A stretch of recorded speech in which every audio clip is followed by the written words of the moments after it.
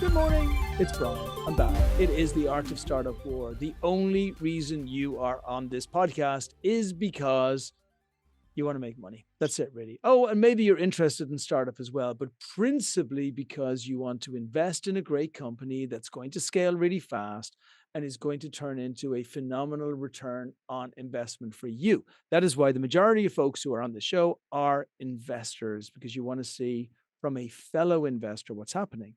And that's because we're not promoters. I don't come here to talk about who I believe is going to be good or bad in the future. I come here to speak about the diligence that we put into our founders, so you as fellow investors are able to really save a ton of time and be able to get another perspective. So when you are doing your own diligence, then you've got a good base to work from. So it's going to be a bunch of fun today. We've got a phenomenal company that we've invested in Latin America called UTOPICODE.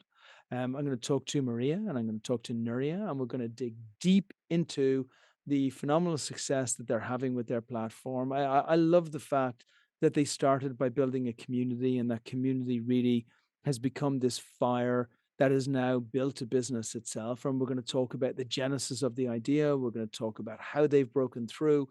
We're going to talk about where the company is going to go to in the future and what that's going to look like. But first of all, welcome to you both. Hey, Maria. Hey, Nuria.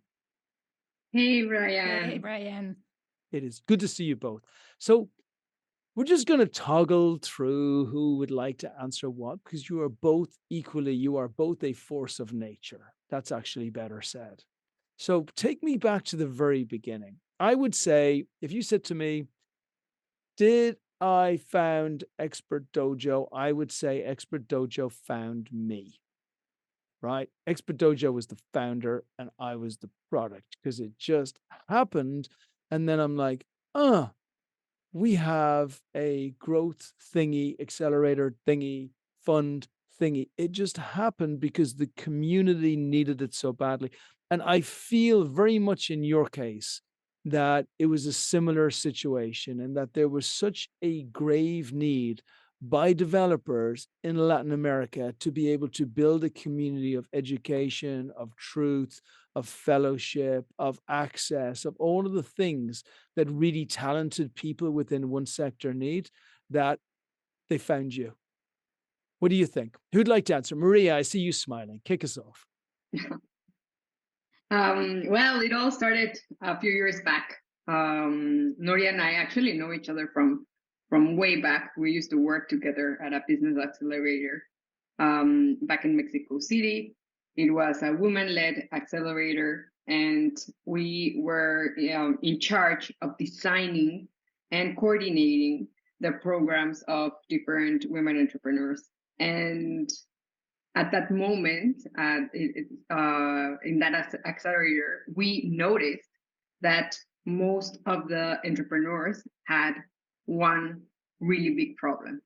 And the really big problem was that they couldn't find qualified tech talent. So we went to interviews. We actually saw this happening over and over again, and we were really curious about this problem. So coincidentally, we went and researched about our a master's degree. We wanted to be entrepreneurs, and we were looking at a university called UCL in London, which had an entrepreneurship program, and a really hands-on program. So we decided to apply there, and we both entered the program. And this was a very practical program where you had to focus on a problem and really try to find the solution. And we, of course, we didn't even doubt that was the problem. No, that entrepreneurs were not founders were not finding qualified tech talent. So we started there. We actually did our dissertation and project of our master's on that. And we basically focused all our research on that. And then we started doing different traction experiments until we decided to launch Utopicode. So that was the initial part. We actually had we started our first office was in the school, in the library, and then we started there brainstorming and actually talking with people, and then yeah, that's where it all started. And I would love to jump into Nuria and talk a little bit about, like, you had the idea, you saw it, you realized, look, in many ways, developers online are very much like the real estate developers of 100 years ago, right? The entire fabric of the world that we live in was built by the people who became very wealthy afterwards because they owned everything and built everything. And today, it's a digital world. So the people who are building the fabric of that digital world have moved into that role. And those people have become the most important resource that we have anywhere. So it's very logical to say, wow, the most creative people in the world who want to build the greatest things need to build them, but they need connections to a bunch of folks who they don't actually have direct connections to. How do we bridge that gap? So, Nuria, when you were already both together, you already had both decided you were going to fix the problem. How did you actually then implement and execute a solution that not only brought you close to the folks that were looking for the developers, but also, much more importantly, brought you really close to the developers so you could build the type of community that you did? Yeah, very, very good question, Brian. And as you say, every company now is digital, right? So we're going through this unbelievable time, this fourth industrial revolution. Mhm. And it's maybe the greatest and most exciting time there ever is, because we need these people to build the technology that the world needs. And to really attract these developers and these companies um, was something that required um, like a lot of testing. Maria Emilia and I are we loved tests. We're like frustrated scientifics, literally. So we love doing little experiments and see how that goes. And if it goes well, we scale it. And if it doesn't, we just like drop it and think about something else. And that's how it actually all started, right? You were talking about this community building, and it's actually how it started. We started first diving into communities, going to communities, pretending to be software developers to really see what was interesting for developers, and how were they, and what were they lacking, and what they actually needed in terms of passions, in terms of skills, in terms of things they needed to have in order to be better, because we're very passionate about equal opportunities and making people realize their full potential, right? So we did that at first, and we started hosting events, which after the pandemic turned into webinars. And we realized we could attract more than 300 people every time we did a webinar. So that was pretty amazing. And that's how the community started to grow. And it was all about making these people better, making really training them and really giving them the things they lacked so they could be the very best tech talent that companies could find out there. And what were those things, Nuria? Were they, was it education, connections, a place of being? Or did this develop as as you continued to move forward and you started to hear what they were actually looking for? This was a bit of everything, and we actually got to we actually structured it into four main pillars, which were technical skills, soft skills, cultural fit, and professional experience. And they were all recurrent every time we spoke to them, and with companies as well. They needed specifically things that were in those four pillars. So it depends on the level they have. It depends on how much they have to groom themselves to be the person that the company needs. But they need to be very good technically speaking, obviously, because that's why they're here, right? They need to solve technical problems, but they also need to have very good soft skills. Um, I mean, technology is increasing every day and is getting better each and every day. So we need people that can also solve problems and can be good communicators, good leaders, and can handle and take a problem from beginning to end. So soft skills are super important as well. Professional experience is also another important pillar. And this is because we need people that are equipped enough in order to solve these problems. There are a lot of boot camps out there, and even traditional education has a lot of challenges because they can't keep up. They can't keep their curriculums at the pace of technology. They aren't agile enough to move them at the pace of technology. So they need the best technical people. They need equipped people, and you also have that with professional experience. And the last one is cultural fit. It's super important that that the person that will work for you or for the company is passionate about the problem being solved and has the right attitude, and his values align with the company's one. So Very I would good. say those four pillars are the most important ones, Brian. Okay. And I'm going to switch it back to Maria, because Maria, as you're now building the company with Nuri, and you're both saying, okay, we're watching what they need, we're watching what's important for companies. We know we have two sides of a marketplace in some ways, and in other ways, we have very strong ideas as to value that we can add.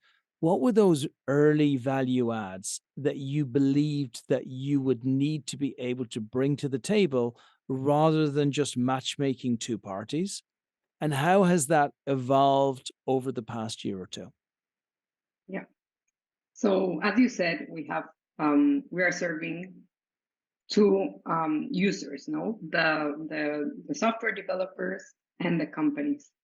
And well, I'm going to start with the software developers because as well as the industry is moving so fast. No, the industry is moving super fast, and it has changed a lot during since the pandemic, especially. But software developers and tech talent in general are always looking for knowledge. They are always looking how to be better. They are always looking what is a new trend of technology. They are always looking at new opportunities of growth and how they can grow personally. So when we started UTOPICODE since the early days and we went undercover, we knew that those were the valuable elements that UTOPICODE had to offer to developers since the start. So that's why we decided to start the community, to give knowledge to them, to actually attract them with that knowledge, and to give them content that they could use to get their skills better, to actually be the developer and the tech talent they wanted to be since the start. And we are a guide. We are helping them get to that point. So we started with the content, and we started doing events, and we started doing different mentoring, and we started training programs for them to actually get better. So if you are a developer and you want to get the job of your dreams, you want to be in a top company, and you want to get a senior role, especially because senior roles are the ones that have good communication and good leadership skills, and they have good technical skills as well. They need all that, so you can come to the platform and really get that knowledge from all our content, from all our training, and all our mentoring, and then you will be you will be skilled enough, no? And that's what we noticed from the start with the software developers. And by the way, Okay. Maria, this is so powerful because I remember the early days when General Assembly started out, and I thought it was very brilliant. It was challenging because they were physical locations, right? But it was very brilliant because it was focused on knowledge and skills. And the general fundamental idea behind it is that probably outside science or doctors or people who are in highly relevant areas where things change a lot, there's really no area where developers need to continue upskilling themselves. I had a conversation with a developer who hadn't been watching trends in development and understood their own code with their own language, and that was now irrelevant. And he said, Brian, I got a huge problem. It literally is going to take me 9 months to relearn the languages. Not to relearn, he didn't even know the languages. He said, everything I've ever learned has become obsolete. And I chose not to watch that because I wanted to see that if because I had a great client that was paying me a ton of money, but that client is gone now. And I now need to spend 6 to 9 months learning all over again.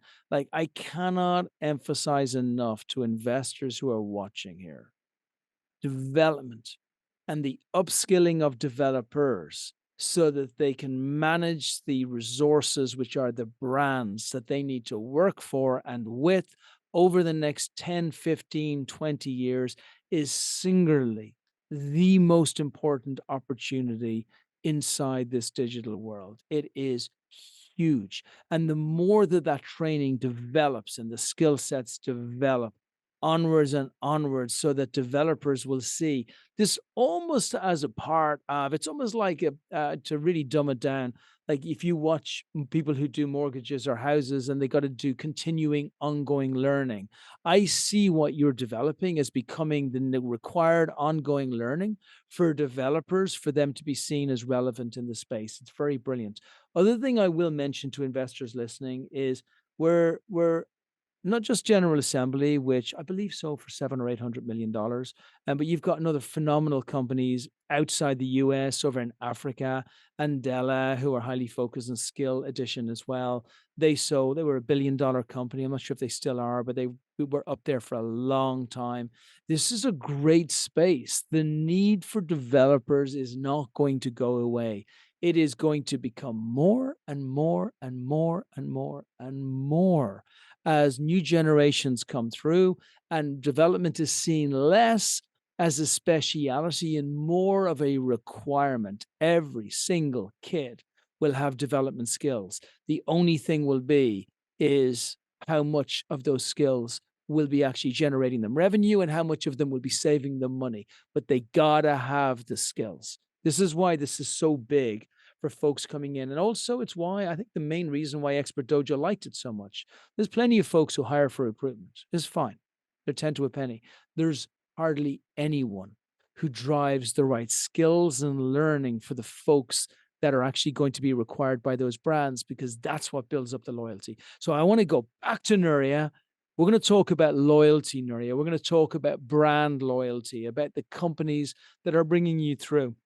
And I want to create context here as well, because very much in the way that Expert Dojo are a work in motion, right? We know what the world is, we know what we want the world to look like for entrepreneurs in 10, 15 years. We know it, right? We also know that we're building the very best programs we can build to get the feedback back from folks who come through it so we can build better programs. And it's going to be exactly the same in UTOPICODE, in that you're going to become better and better and better and better. So can you talk, Nuria, about the programs that you're building today? Because this is where everyone's going to be focused right now, and how you see those programs developing and evolving in the future so that the brands who are going to pay you will do so with delight. Definitely. So I think there's two things, right? Um, as you say, every single person in the future will be required to have development skills, right? And that's why this is so huge. So right now we're building the go-to platform for employers to find and hire the best highly trained technical people, but at the very highest caliber for what they want. And there are two things: the way we do this matchmaking, which is really important because matching mechanisms that are out there are not efficient enough. So in terms of the matching mechanisms, we will be able to articulate the reputation of an individual, also help that person improve their reputational score, and have the metadata about them necessary to be able to do the matching to an appropriate company and optimize this search and this discovery, right? Yeah. And in And terms sorry, of helping, Nuri, just before we go past that, so you mean in the way of Stack Overflow, in that, a brand will be able to come into your platform and be able to see how developers have performed as compared to maybe other developers as well, and as compared to what would be seen as excellence within the space. exactly. The problem, Brian, right now is that there is not a standardization of what quality is for a technical profile. Right. It doesn't exist. Mm. And it changes from role to role. And that's why it's so difficult. And also, technology moves super fast. So every time it moves, every time that changes. So what we're building is literally that, a standardization of what quality is for a technical profile. And once we know that, and we know the standards of what a qualified profile for a front-end senior developer looks like, then we are able to articulate that for companies, for them to be able to see it and have proof of that, because it's also hard to test them, right? Technical recruitment is different as traditional recruitment, and we keep using traditional methods to test these people, and that doesn't work. So once we have that, and we know that this person, like we literally have a scan of that person, we're able to articulate that reputation, no, of that individual. But then we know in which skills they excel, and in which ones they need to get upskilled. And that's how we help them to upskill themselves. We notice which are the skills they need to improve, and we also know the skills that companies are looking for and the future skills needed, and then we teach them how to be better, basically. Fantastic. And you become the learning platform for really their self-development for their lives, and gamify the entire thing so learning Exactly. becomes fun. Exactly. And how do you translate that to the brands? How do you get that message across to the brands of how important it is to actually, rather than blindly be looking for developers who happen to have a resume, and actually turn that into a much better matched fit? And that's for Nerdia. So I think it's really important for brands to have what they're looking for, and that's something that made us come with Utopicode's idea for the first time in our early beginnings, as Maria Emilia was saying. Companies are looking for some specific things that they are not finding out there, and they know exactly what that is less time to do the sourcing, finding qualified profiles, not just profiles that are a bit junior or entry level, and people that has experience, and people that you can be really sure that they have those skills. And that's actually how we and that's actually the value proposition we deliver to companies, right? Verified skills, resourced talent, taking down your recruitment time, but because we have the best tech talent available in this pool of talent. And this is super important for them. And once they know that we have these reasons to believe, they come here because they know we have what they want, basically. And I think loyalty is is driven because of what you get delivered, if that makes sense. Mm-hmm. So if every time you get an amazing developer who really has the skills that you said or he said they had, and they are really highly trained and they really can solve the problems you are solving in the company, then Yeah. you become loyal, right? Because of Um, the right delivery. It makes total sense. And then, so as I'm thinking about this, and I'm thinking, okay, how do you develop this into something absolutely huge? You've now got the platform, you've got everything in place, you have it ready, you're about to explode, you have the developers coming on one side, you got the brands coming on the other side. What I want to do in the last 5 or 10 minutes or so, I want to really focus on how do you drive the traction? How do you bring the brands in? Because people are going to be very comfortable with your experience. Great team, came out of an accelerator, you understand finance, you understand everything else. They're going to be very comfortable with the model because they've seen this model working in multiple other countries before. They're going to be very comfortable with the fact that you're sourcing developers from Latin America, which is a huge opportunity to be able to break through there as well. So now talk to us about how you grow this company for investors coming in. How do they feel secure that you can build up the monthly revenue to 30,000 a month, 50,000 a month, 100,000 a month, 500,000 a month, $1 million a month? And whichever of you would like to take this question, please take it. So particularly, we are in a very interesting time in the topic right now. We have already launched the platform for companies to come inside, really to see all the profiles, to see the pre-vetted profiles, to actually choose the best candidate that fits to their company, and we just want to scale it more. And this has to do with how are we going to use more technology in our platform. No, so we are actually going to fine tune our matching mechanism, and we want to do that. No, we are right now. We have a very good standardized knowledge of what quality is, and that's what we deliver. We want to do it we want to increase the number of connections, no, and we want to do it in minutes.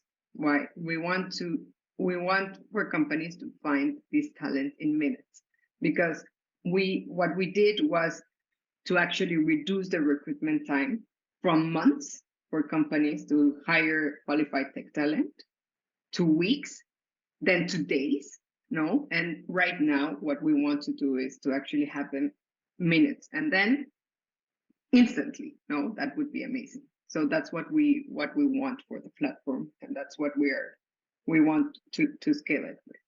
And that's why we're yeah. I'm sorry, go on, Maria.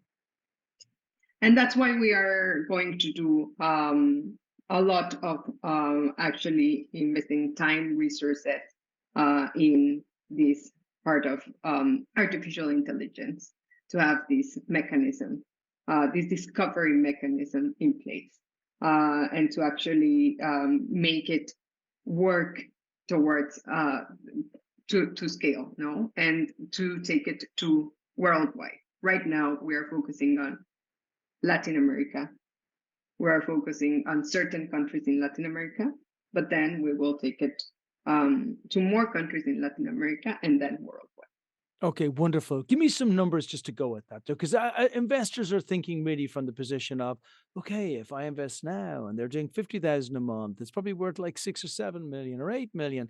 And if it's doing 100,000 a month or 150,000 a month, then they'll probably be doing this amount of revenue, and this will be the valuation. And so as you're going to go, like, what's your expectation as to growth, as to customers, as to revenue, and then as to how much money you're going to be raising at each one of these levels, so the investors can see how the valuation is going to increase alongside that growth?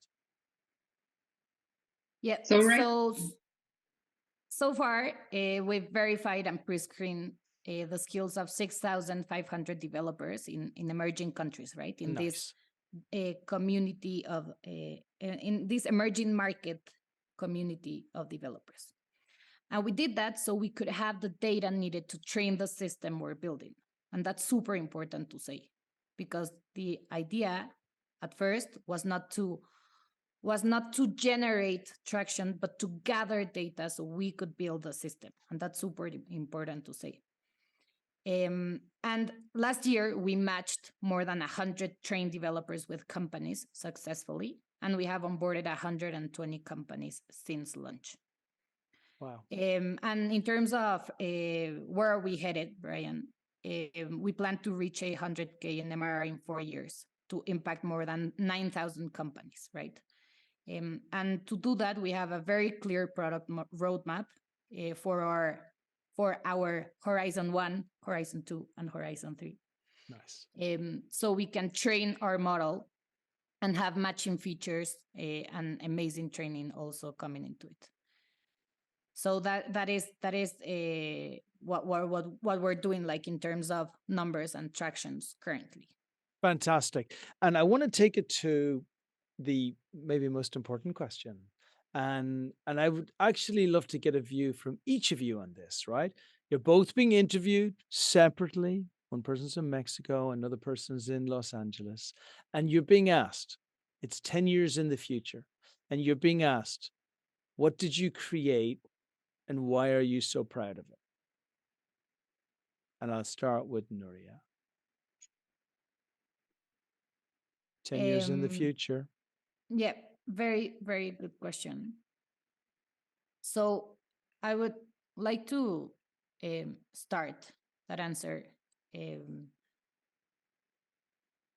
with like what drives me, right? Because I think it's some of the most important things. And I would say I would say I'm someone who's really determined, curious, and that is really looking forward to equal opportunities and like commitment to excellence. That's how I like to call it.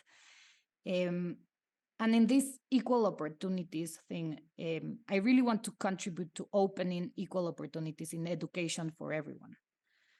But not just in any education, like in the education of the future. And the education of the future is tech. So I really want each and every single person out there to have the opportunity to be the greatest technical people that they can be, so they can have the best opportunities out there that can build the greatest technologies in the world. And that's what drives me, and that's what keeps me going every day. And that is what UTOPICODE contributed in very large part to doing over the last 10 years. Definitely. Because we're in the future. Okay, Maria, what have you got for me? Yeah, I think that was really powerful, Nuria. I think that it goes hand in hand with the word opportunities. I think that opportunities are the best thing you can give to someone. And I think that the option of getting better and the option of going to the job of your dreams, as well as working with the people of your dreams and having the best team by your side, is what makes companies great. The companies are basically successful because of the people that are there, the skilled people that make dreams possible. So I think that's utopical. It's the place where software developers, where tech talent gets their options, the opportunities, and where companies get the best people. They actually where they can do their vision. They actually can complete their vision. They can be successful because they found the best talent out there. So that's what I see that UTOPICODE. Wonderful. And you know what? I'm going to answer the question as well. But before I do, can we have your email address? Whoever you would like them to contact, whether it's an info number or whether it's one of you both, Just let's have an email address so that investors can connect with you. Definitely. So it's nuria.cristo@utopicode.com. And let's spell that for the folks who have a stutter. And nuria.cristo@utopicode.com. Wonderful. And everybody can always contact me at brian@expertdojo.com. Okay. So I'm being interviewed. It's 10 years in the future. I'm looking back and I'm saying, I always knew that UTOPICODE was going to be a unicorn because it was obvious that they were going to be the first company in Latin America to have 1 million developers on their platform, because they very cleverly used this incredible Trojan horse of providing education, measuring skill set to gamify the entire recruitment game. And that allowed a generation of developers to be able to become more than they ever imagined that would become possible, because they had a central resource that had every possible piece of knowledge they would ever need. It also facilitated hundreds of thousands of developers to be able to get jobs, and added an additional $400 million to the bottom line of those developers and additional salaries they received. And we would like to give the Oscar to Nuria and Maria. Well done. You guys are awesome. Okay. You're going to make a big difference. You're going to have millions of people on your platform. You're going to upscale them. You're going to upsell them. And you are going to make the investors that are listening to this a ton of money. That's going to be the difference you're going to make in the world.